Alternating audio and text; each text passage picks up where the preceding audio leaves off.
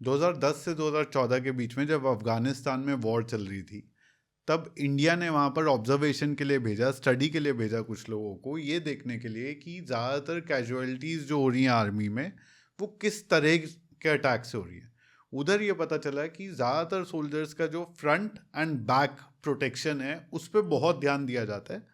Casualties होती हैं side attack की वजह से, यानी आपके साइड में विस्फोट हो गया, बम फट गया, साइड से फायर आ गया, क्योंकि दोनों साइड से प्रोटेक्शन उतना ज़्यादा नहीं है।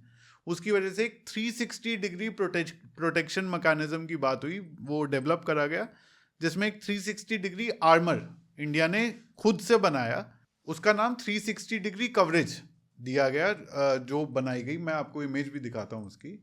तो डीआरडीओ ने जो light weight bullet proof jacket बनाई वो 360 डिग्री कवरेज के साथ बनाई। इससे ऑन फील्ड आपको लगता है कि काफ़ी फर्क पड़ता है इस चीज़? बिल्कुल। तो जब 90s में इंसर्जेंसी शुरू हुई जेएनके में, तो जुगाड़ करके और बुलेट प्रूफ जैकेट बनाए गए।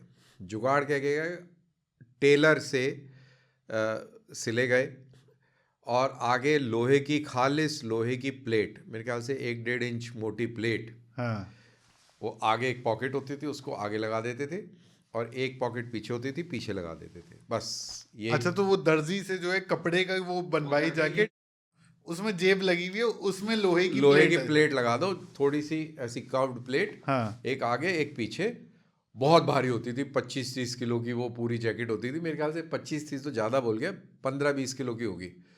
तो ये सबसे पहले made in India bullet proof jacket. हाँ, फिर हेलमेट भी ज़्यादा कारगर नहीं थे, तो बुलेट प्रूफ पटके बने। तो पटके क्या थे कि लोहे की पतरी का एक ऐसे बैंड, हाँ, और उसके ऊपर फिर वो कैमोफ्लाज कपड़ा और थोड़ा सा स्पंज स्पूंज लगा के, और चिन स्ट्रैप वो नॉर्मल हेलमेट का उखाड़ के हाँ, वो लगा के ऐसे करके जुगाड़ से वो, क्योंकि आगे आपका माथा कवर रहे, ऊपर से पोला रहता था, हाँ, माथा कवर रहे, और ये एकदम हार्ड, मतलब ये हालत हो जाती थी। हम लोगों ने तो पहन के चले हुए, बहुत मुश्किल होता था। देखिए 20-25 किलो का आपने ये आर्मर पहना हुआ है, 5 किलो के आपने हथियार उठाया हुआ है, दुनिया भर का एमिनेशन है, तो आप तो गधे की तरह लोड हो जाते थे। हाँ, तो लेकिन ऑपरेशंस तब ऐसे लड़े गए।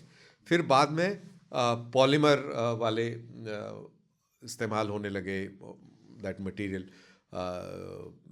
फाइबर, लाइट वेट होता था और बेहतरी। तो वो जब आए तो उसका weight, I think if I am not wrong, वो 8 किलो का था। तो वो बिल्कुल 360 प्रोटेक्शन में था। उसका जो कॉलर था, उसको कॉलर को आप ऐसे ऊपर कर सकते थे, है ना, और बहुत ही, आई थिंक पॉलीमर ही बोलते हैं उसको। तो फाइबर बेस्ड था, काफ़ी स्ट्रॉन्ग फाइबर था, तो वो it was a good this thing. लेकिन उसकी तादाद बहुत कम थी। I think it must be imported, it was not Indian. तो तादाद कम थी, तो रिस्ट्रिक्टेड होते थे, वो कम गिने चुने होते थे, उन्हीं को बदली कर करके पहनते थे, और जुगाड़ वाले चल रहे थे। हाँ, फिर 2014 के बाद में सरकार बदली, नई सरकार आई, उन्होंने इसके ऊपर जोर दिया और पुश मिला, और आज की तारीख में जो प्रोटेक्टिव गियर है सोल्जर का, वो पूरी तरह से मौजूद है, अवेलेबल है, और वो पहले की तरह मारा मारी नहीं है। और अब जो डीआरडीओ ने बनाया है, उसने वो इंडियनाइज्ड कर दिया है। जो हाँ, टेक्नोलॉजी जो पहले जो अवेलेबल थी, अब उसको इंडियनाइज कर दिया है आपने। अब ये जो 2 फोटो दिख रही हैं, ये पुराना कॉम्बैट पैटर्न है, नीचे हाँ। वाला जो नया कॉम्बैट पैटर्न है, तो कॉम्बैट, ये यूनिफॉर्म का कॉम्बैट पैटर्न उसके हिसाब से है। अब ये आपको ये मिल गया है, तो सिंपल। जब बुलेट फायर आता था, जब लोहे वाले उसमें, हाँ, वर्सेस जो बाद में कुछ पॉलीकार्बोनेट या जो भी, तो उनमें बुलेट फायर ऑन इम्पैक्ट कैसा क्या होता था? वो जो लोहे वाला जुगाड़ था तो गोली रोक लेता था?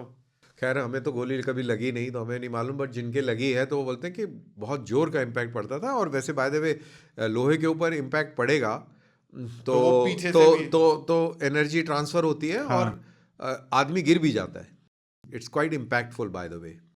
और इशू वो नहीं होता, जब वो गोली लगती है तो गोली लोहे पे लगेगी, क्रश होगी, हम्म, क्रश होके, और साइड्स में उसके, क्योंकि लोहे पे लग रही है ना, तो क्रश होके वो लेड के पीसेस साइड्स में भी जाएंगे। तो हाँ, आपको कोलैटरल इंजरी भी हो सकती है, कि आपके मरेंगे साइड नहीं। में कोई और है पर नहीं, उसको यहाँ पे लगी, यहाँ से गया, यहाँ पे कुछ हाँ कुछ स्प्लिंटर लग गए, कुछ हाँ कोलैटरल इंजरीज हो सकती हैं। और लेकिन जो पॉलीमर वाला जो सिस्टम है उसके अंदर वो गोली अंदर मेरे ख्याल से शायद वो रोक लेता है, पकड़ लेता है, उसका हाँ वो स्प्लिंटर इफेक्ट नहीं होता है। तो वो एक एडवांटेज है उसमें। पर ये इंडियन जुगाड़ जो है ये मतलब अपने आप में कुछ ना कुछ लोकल इनोवेशन करके और ये जुगाड़ बना के, और इसने भी बहुत लोगों की जानें बचाई हैं। वो बात और है कि बहुत भारी था उठाना, लेकिन जिंदगी सबको प्यारी, उठाते थे लोग। उठाते थे। क्योंकि एक मेरे मन में ये भी सवाल आता है कि जब एक सोल्जर को चूज करना है मोबिलिटी स्पीड वर्सेस ये 30 किलो का आर्मर जो पहले पहनते थे, तो क्या कभी मन में ये नहीं आता था कि यार ये मेरी स्पीड स्लो कर रहा है, मिशन डिले हो बहुत जाएगा? आता था, तो उसको हम एडजस्ट कर लेते थे कई बारी कि जो जो पीछे वाला जो वो है उसको निकाल लेते थे, यार पीछे से अब गोली लगेगी तो ठीक है, कोई बात नहीं, आगे से बच जाते हैं, तो पीछे वाले वो कॉम्प्रोमाइज़ कर लेते थे हम। हाँ तो ऐसा हुआ है, ऐसा करते थे।